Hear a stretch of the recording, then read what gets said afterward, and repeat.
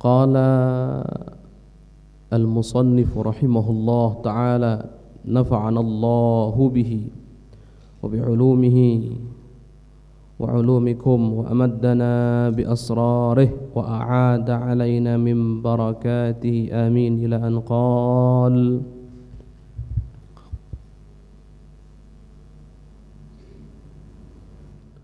al-mu'jizatu dalilun qati'un ala sidqil anbiya wa yajibu i'tiqadu anna al-mu'jizati dalilun yaqiniyun ala sidqil anbiya alladhina hum afdalu khalqillahi ta'ala wa sufara'uhu ila ghairihim min khalqihi wa hiya khawariqu lil 'adatil kauniyyati fid dunya ayyadahumullahu biha wa khassahum biha idharan litasdiqihi lahum wa ja'alaha muwafiqatan li da'wahumun nubuwah wa a'jaza 'anil ityani bimithliha kullu mutanabbi'in zuran wa kullu mukadzibin li ahadin minal anbiya.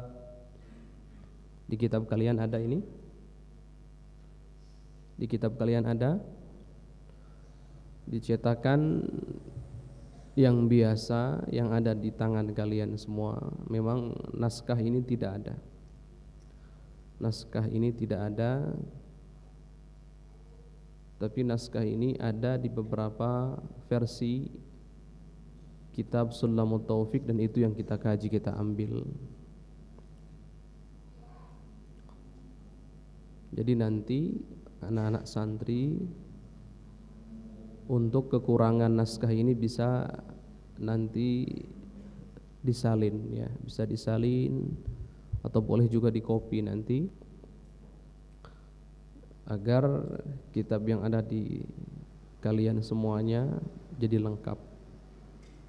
Dan itulah pentingnya dalam mengaji satu kitab itu ada istilahnya muqaranah nusakh, membandingkan antara satu versi dengan versi yang lain sehingga satu sama lain saling menyempurnakan.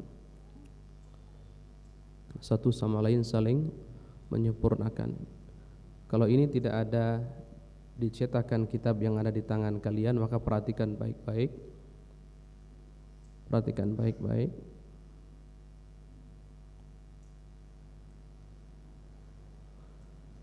Qal al-mu'jizatu. Mu'jizat ini plural. Bentuk kata tunggalnya adalah mu'jizatun. Jama' atau pluralnya adalah mu'jizatun. Di sini dikatakan al-mu'jizatu. Berarti mu'jizat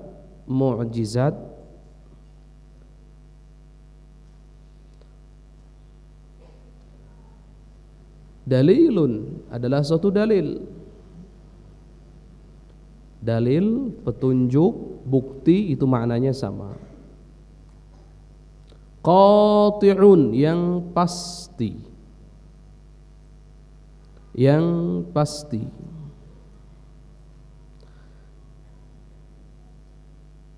Ada istilah dalil itu, ada dalil qat'i, ada dhanni. Qat'i itu sampai derajat yakin, pasti, yang sekira-kiranya tidak ada potensi khilaf, itu qat'i.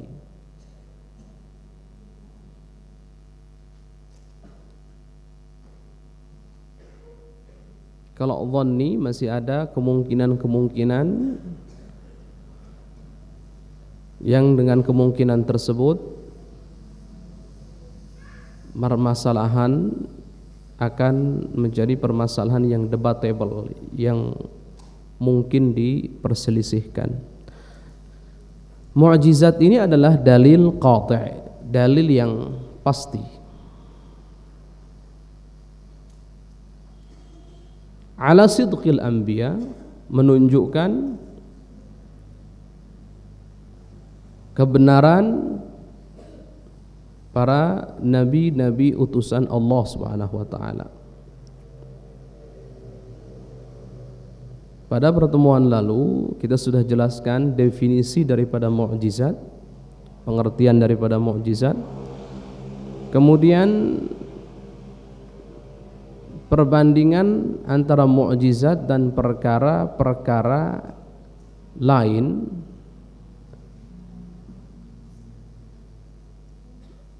yang keluar daripada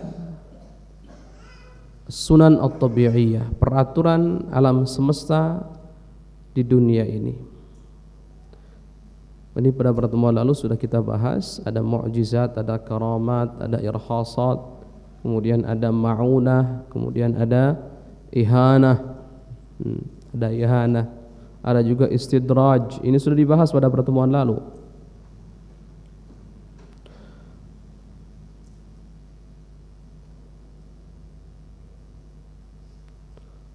Mukjizat yang Allah berikan kepada para nabi-nabi itu adalah dalil, bukti, petunjuk yang pasti, yang tidak ada keraguan di dalamnya, bahwasanya nabi tersebut memang benar nabi utusan Allah Subhanahu wa taala itu. Simpelnya gitu, nak. Jadi kalau ada pertanyaan kenapa Allah Subhanahu wa taala berikan mukjizat kepada para nabi-nabi utusannya, jawabannya adalah sebagai bukti petunjuk kebenaran nabi tersebut.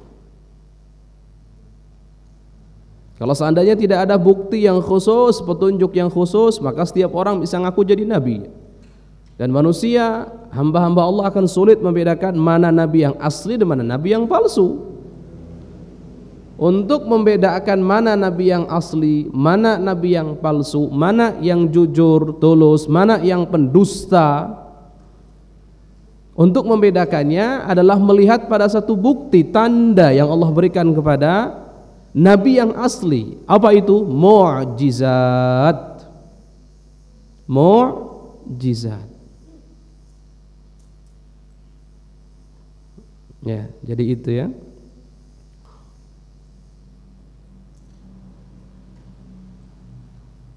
Jadi kalau ada utusan Allah menyeru hamba-hamba Allah kepada Allah untuk tunduk patuh kepada aturan-aturan Allah, syariatnya Allah, maka pasti Allah Subhanahu wa taala akan berikan utusannya tersebut satu tanda bukti agar manusia yakin bahwasanya dia betul atau beliau betul-betul utusan Allah. Dan bukti tanda tersebut tidak lain adalah mukjizat. Baik.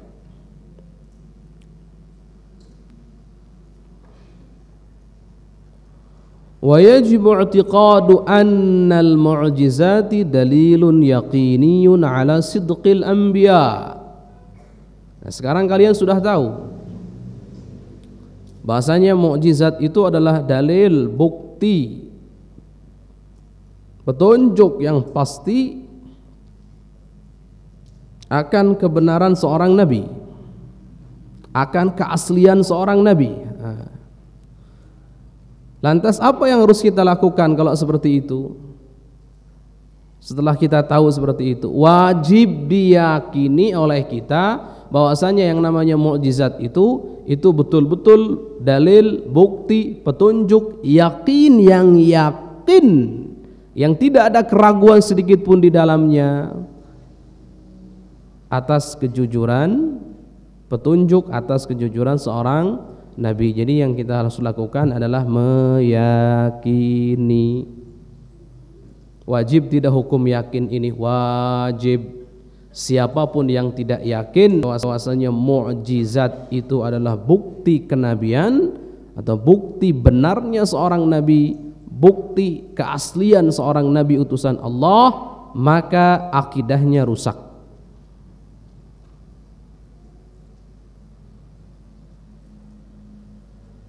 Maka akidahnya rusak.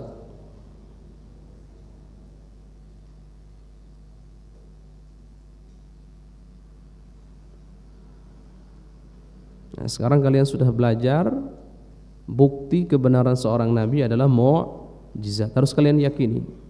Tidak ada tawar-menawar di sini. Harus diyakini. Loh, emang kenapa Ustadz? Kok bisa harus kita yakin?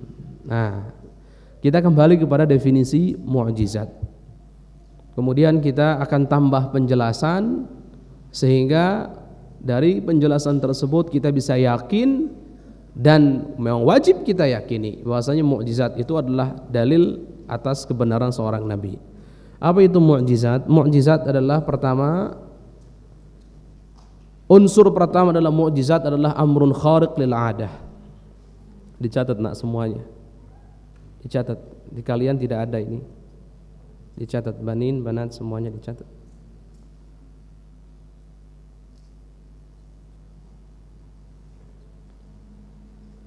Yang pertama, unsur daripada mukjizat adalah amrun khariqun lil adah.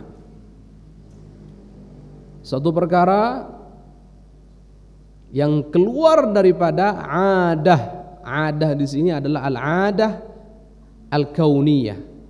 Kebiasaan maksudnya adalah tatanan hukum alam semesta di dunia ini. Tatanan hukum alam semesta di dunia ini.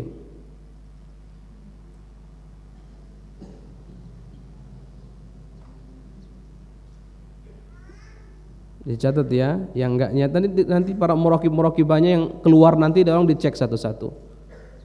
Semua majelis yang diadakan diikuti oleh santri diwajibkan semuanya harus dicek tulisannya.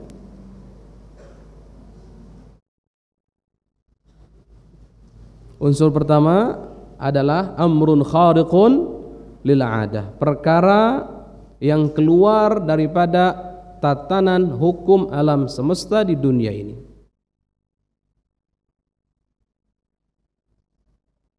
Apa sih contohnya al-hukmu al-adi atau hukum adat itu yang dimaksud di sini? Sudah sering kita jelaskan, adat ini yang dimaksud bukan adatnya seseorang, bukan, atau bukan adat istiadat kelompok tertentu, suku tertentu, bukan, atau bukan adat bangsa tertentu juga bukan, tapi ini adatnya atau hukum alam semesta. Ini yang dimaksud dengan adat di sini. Hukum alam semesta. Maksudnya bagaimana? Disebut juga dengan as-sunan at-tabi'iyah, tabiat daripada alam semesta ini. Kita semua tahu bahwasanya Allah Subhanahu wa taala menciptakan alam semesta ini di atas sebab musabbab. Di atas sebab musabbab.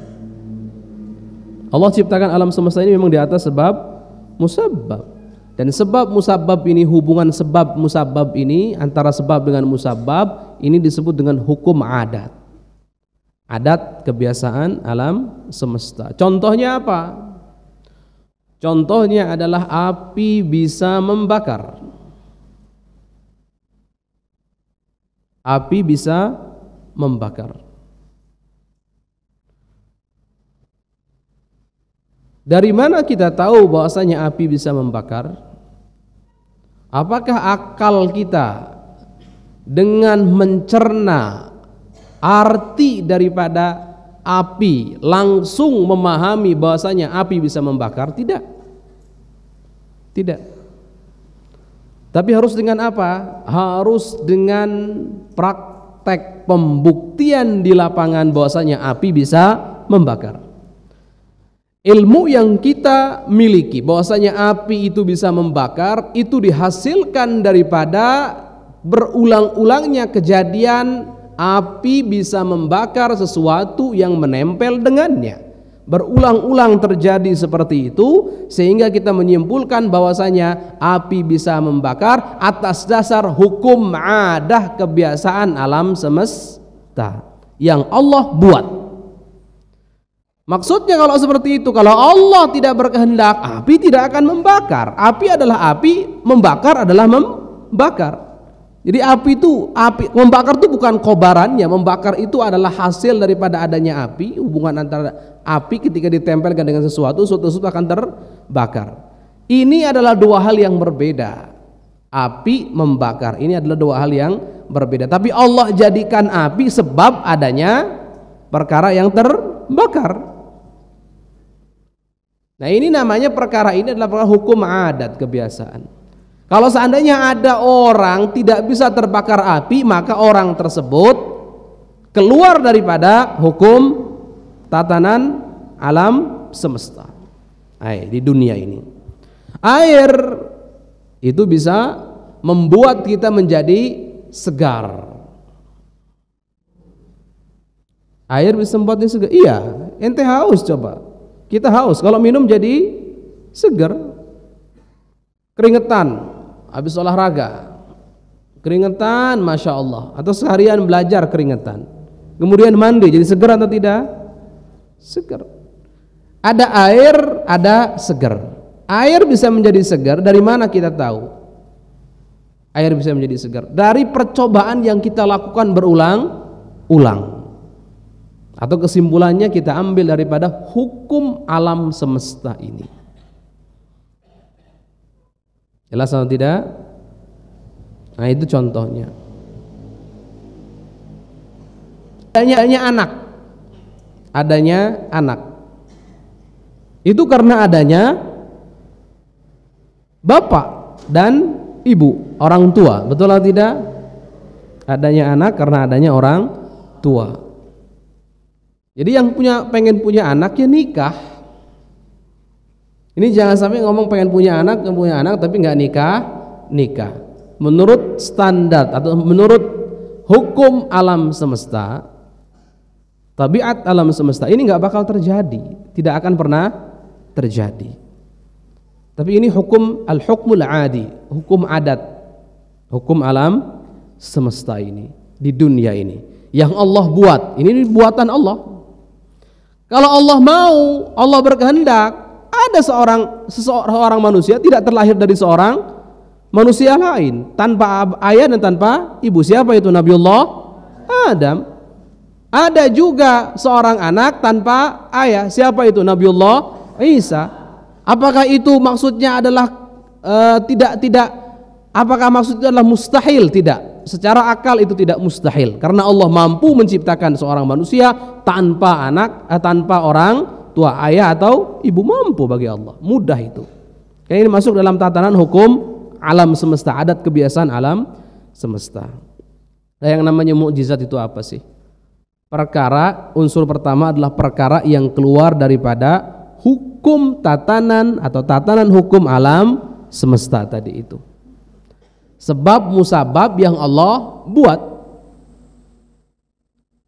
Sebab musabab yang Allah buat. Nah, baik.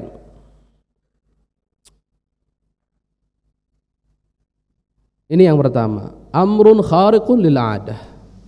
Kemudian unsur yang kedua, perkara yang keluar daripada tatanan hukum alam semesta ini, yadhharu ala yadin nabi, ala mudda'in nubuwah, munculnya kepada seorang yang ngaku dirinya sebagai nabi. Unsur kedua, ngaku sebagai seorang nabi. Unsur ketiga, adanya tahaddi, adanya tantangan dari orang yang mengaku nabi tersebut kepada alam semesta untuk mendatangkan yang serupa, sehingga kalau didatangkan yang serupa maka batallah apa yang disebut dengan mukjizat tadi itu. Tapi kalau tidak mampu mendatangkan yang serupa, berarti itu betul-betul mukjizat. Nah, maka lihat,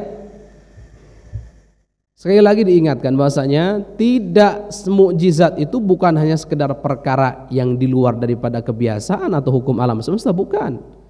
Tapi muncul pada diri seorang nabi, seorang yang mengaku nabi, kemudian diiringi disertai dengan yang namanya tantangan dari orang yang mengaku nabi tersebut kepada yang lainnya untuk mendatangkan yang serupa.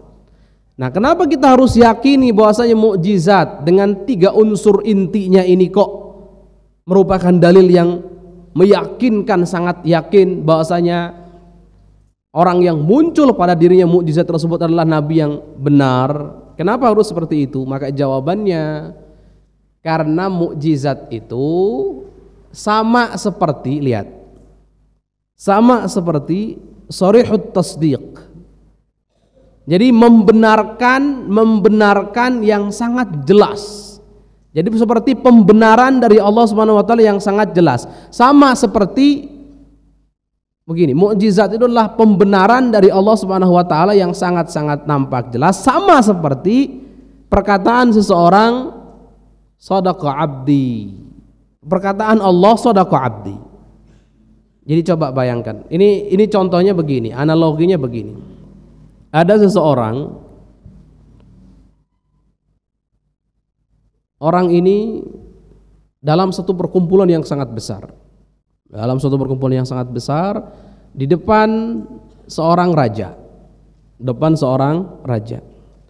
Kemudian ada orang di antara kumpulan yang sangat besar ini mengatakan, aku adalah utusannya raja. Aku adalah utusan raja. Perhatikan contohnya, ini sama dengan mukjizat. Aku adalah utusan raja. Rajanya ada di situ. Mengaku di tengah-tengah perkumpulan yang sangat banyak. Semua orang tahu. Tentu orang-orang ingin bukti. Orang-orang ingin bukti. Apa bukti bahwasanya dia ini adalah utusan raja? Perwakilan daripada raja. Rajanya ada di depan. Maka orang ini yang mengaku utusan raja ini mengatakan, bukti daripada kebenaran apa yang aku katakan tadi bahwasanya aku adalah utusan raja adalah raja akan melakukan satu hal yang berbeda dengan kebiasaannya, yang bertentangan dengan kebiasaannya. Contoh kebiasaannya, raja itu duduk di atas kursi, kemudian di depannya ada minuman, ada makanan, kemudian duduk tenang. Ini kebiasaan raja. Kemudian orang ini mengatakan, bukti kebenaranku adalah raja ini akan melakukan satu hal yang bertentangan dengan kebiasaannya. Apa itu? Raja akan melakukan contoh berdiri dari kursinya, kemudian kursinya diinjak atau dilewati atau diangkat, apapun itu. Yang penting berbeda dengan kebiasaannya. Kemudian tiba-tiba raja itu, setelah orang ini mengatakan hal seperti itu, raja ini kemudian berdiri, kemudian baik menginjak kursinya atau mengangkat kursinya sesuai dengan apa yang disampaikan oleh orang yang mengaku utusan tadi itu. Kira-kira kita yakin nggak bahwa dia utusan seorang raja? Yakin atau tidak? Yakin atau tidak? Sangat yakin. Sangat yakin. Begitu pula seorang rasul, utusan Allah, yang mengaku sebagai seorang utusan Allah dengan bukti adalah mukjizat. Mukjizat itu perkara yang keluar daripada kebiasaan. Artinya manusia tidak mungkin melakukan itu. Makhluk Allah tidak mungkin melakukan itu. Maka itu perbuatan siapa? Perbuatannya Allah. Perbuatan Allah. Ketika dia mengaku sebagai seorang nabi, beliau mengaku sebagai seorang nabi, kemudian ada mukjizat, ada perkara yang keluar daripada tatanan hukum alam semesta sesuai dengan apa yang diinginkannya, maka saat itu apa yang kita simpulkan, yakin bahwasanya orang ini adalah utusan Allah Subhanahu wa taala, nabi yang asli. Jadi situlah kenapa kita harus meyakini, karena memang seperti itu. Yakin. Terlepas dari apakah dalalannya adalah akliyah atau adiyah atau wad'iyah, ini urusannya nanti kita akan bahas pada pertemuan-pertemuan yang akan datang ketika memang mengharuskan itu dibahas. Siapa para nabi itu? Nanti kita akan bahas. Alladzina hum afdhalu khalqillah wallahu alam bissawab.